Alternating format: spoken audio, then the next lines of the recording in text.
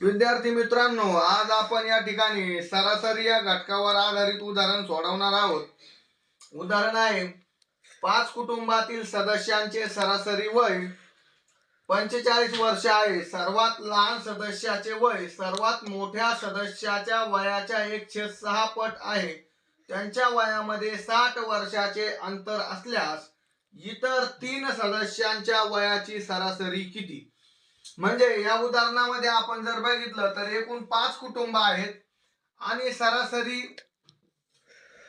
वय 45 वर्ष आहे. म्हणजे या उदाहरणामध्ये आपण जर 45 गुणुला 5 केला तर 5 5 25, हातचे आले 2, 5 चोक 20, 20 आणि 2 22. म्हणजे एकूण वय जे आहे ते 225 येतं.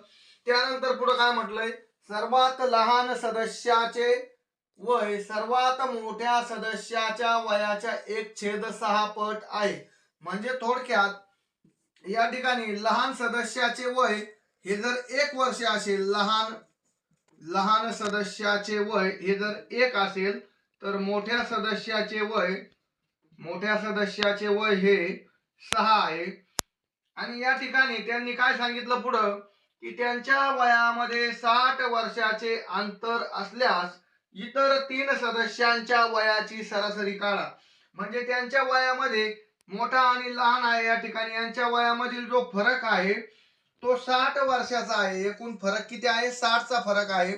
मग या दोघांमधील जर फरक घेतला तर या ठिकाणी 6 तून 1 गेल्यानंतर उरतात 5.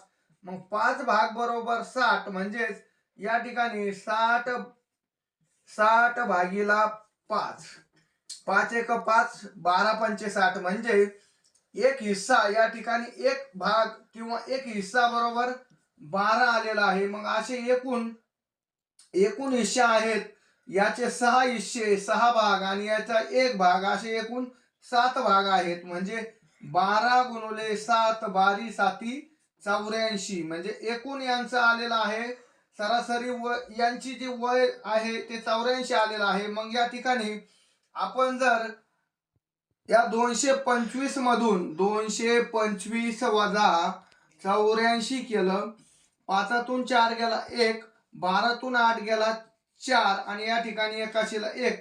तर अशा वेळेस 141 वय हे शिल्लक राहतं. आणि त्यांनी पुढे विचारलं की 3 सदस्यांच्या वयाची सरासरी किती? म्हणजे हे जे 141 आलेलं आहे याला जर भागिले आपण 3 केलं, 3 1 3, 3 चोक 12, उरला 2, 3 7 21. म्हणजे उरलेल्या 3 सदस्य